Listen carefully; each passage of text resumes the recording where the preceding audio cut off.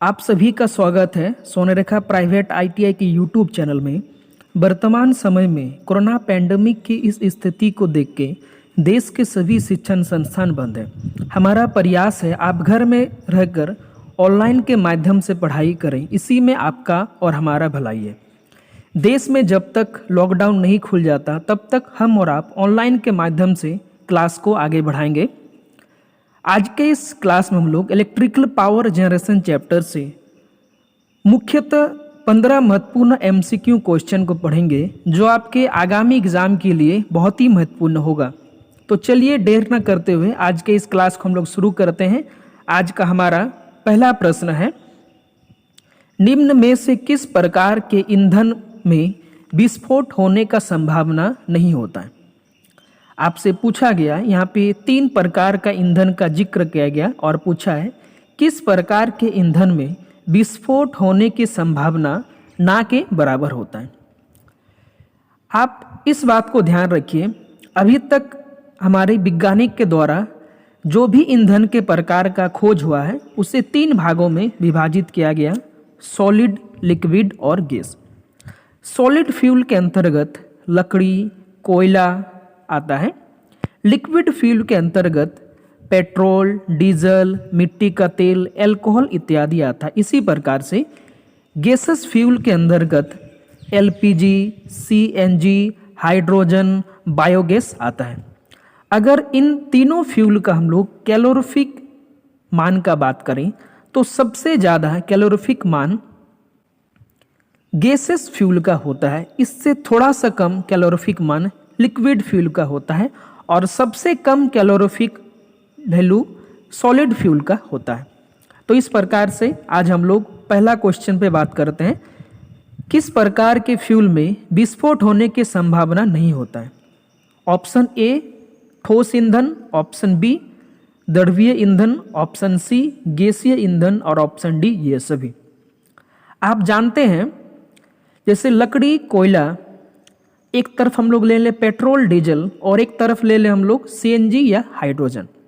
अगर इन तीनों फ्यूल में से मैं आपसे पूछूंगा सबसे ज़्यादा विस्फोट होने की संभावना क्या है, तो आप इस क्वेश्चन का तुरंत आंसर दे दीजिएगा कि सबसे ज़्यादा विस्फोट होने का संभावना गैसियस फ्यूल में रहता है, जैसे कि सीएनजी, हाइड्रोजन, एलपीजी, ये सब फ्यूल में विस्फोट होने का संभावना सबसे ज़्यादा रहता है।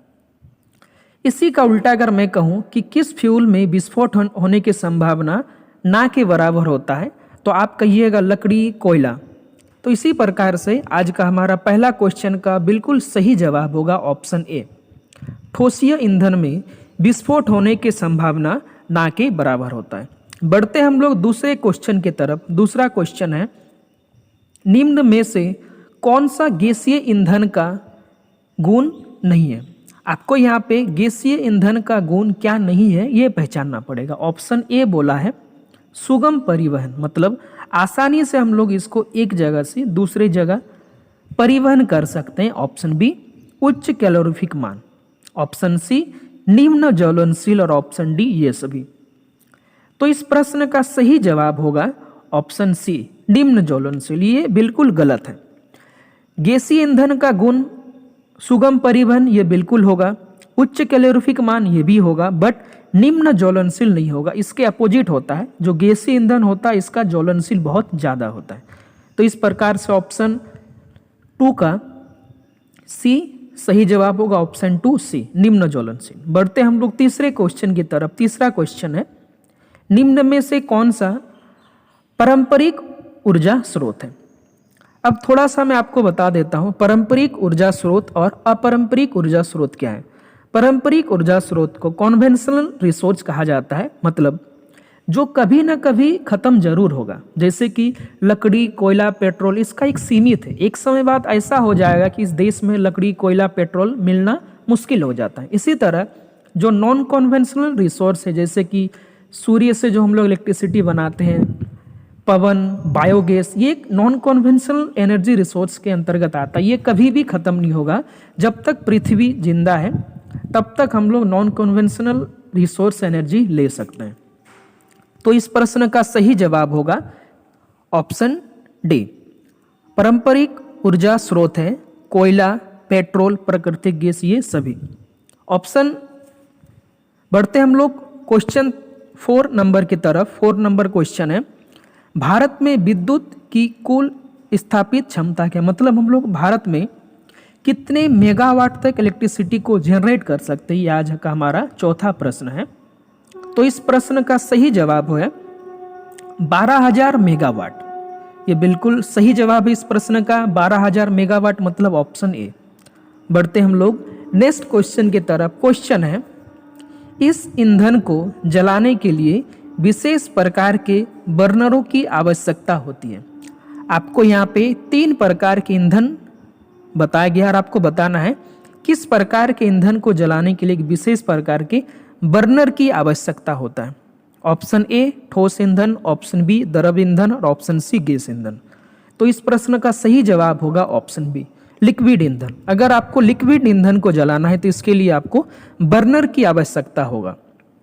बढ़ते हम लोग नेक्स्ट क्वेश्चन की तरफ। क्वेश्चन है, जल विद्युत शक्ति केंद्र सामान्यतः कहाँ पाए जाते हैं? ये बहुत ही अच्छा क्वेश्चन है, अक्सर एग्जाम में इसी प्रकार के प्रश्न पूछा जाता है। जल विद्युत मतलब हाइड्रो इलेक्ट्रिकल पावर स्टेशन सामान्यतः कहाँ पाए जाते हैं? ऑप्शन ए मरुस्थलीय क्षेत्र, ऑप्शन बी पहाड़ी क्षेत्र, ऑप्शन सी दलदल वाले क्षेत्र और ऑप्शन डी हरित भूमि वाले क्षेत्र। इस प्रश्न का सही जवाब है ऑप्शन बी, पहाड़ी क्षेत्रों में। बढ़ते हम लोग नेक्स्ट क्वेश्चन की तरफ। क्वेश्चन है, जल शक्ति केंद्रों में इनटेक के ठीक ऊपरी बड़ा जल प्रकोष्ठ डैश होता है जिसे नियंत्रणकारी जलाशय के रूप में प्रयोग किया जाता है। Option A B C D 4 option है आपके पास। तो इस प्रश्न का सही जवाब है ऑप्शन बी 4 वे। बढ़ते हम लोग नेक्स्ट क्वेश्चन की तरफ। क्वेश्चन है, जल संयंत्रों में निम्नलिखित में से क्या लाभ है? ऑप्शन ए कम प्रचलन लागत, ऑप्शन बी इन्हें अतिशीघ्र शुरू व लोड किया जाता है, ऑप्शन सी इन्हें मूड लोड व पीक लोड के रूप में प्रयोग किया जाता है, ऑप्शन डी उपरोक्त सभी। जल संयंत्रों का निम्नलिखित में से क्या लाभ है? तो इस प्रश्न का सही जवाब होगा उपरोक्त सभी, ऑप्शन डी। नेक्स्ट क्वेश्चन है, जल विद्युत शक्ति संयंत्र में सकल शीर्ष किसे कहते हैं? यह बहुत ही अच्छा प्रश्न है। जल विद्युत शक्ति संयंत्र में सकल शीर्ष किसे कहते हैं? 4 ऑप्शन है आपके पास। तो इस प्रश्न का सही जवाब है ऑप्शन ए, भंडारण के जल स्तर तथा टेल रेस के बीच जल स्तर का अंतर को सकल शीर्ष कहते हैं। आज का हमारा 10th नंबर क्वेश्चन है, कंड्यूट के रूप में जल केंद्र डैश के बीच पेनस्टॉक का प्रयोग किया जाता है। 4 ऑप्शन आपके पास। तो इस प्रश्न का सही जवाब होगा ऑप्शन बी, टरबाइन तथा बांध। कंड्यूट के रूप में जल केंद्र में टरबाइन तथा बांध के बीच में पेनस्टॉक का प्रयोग किया जाता है। आज का हमारा 11 नंबर क्वेश्चन है, सर्ज टैंक का क्या कार्य होता है? जो सर्ज टैंक होता है इसका क्या कार्य होता है? 4 ऑप्शन आपके पास है। तो इस प्रश्न का सही जवाब है ऑप्शन बी, पेनस्टॉक पाइप में पानी की चोट के दबाव को समाप्त करने का मुख्य काम सर्ज टैंक करता है, ऑप्शन बी बिल्कुल सही जवाब है। नेक्स्ट क्वेश्चन है, वह शक्ति संयंत्र जो पर्यावरणीय समस्याओं से मुक्त होता है। यह भी बहुत अच्छा प्रश्न है। ऑप्शन ए डीजल ईंधन, ऑप्शन बी परमाणु, ऑप्शन सी जल विद्युत और ऑप्शन डी वाष्प। इस प्रश्न का सही जवाब है जल विद्युत। जल विद्युत पावर जनरेशन का पर्यावरण में किसी प्रकार का समस्या देखने को नहीं मिलता है।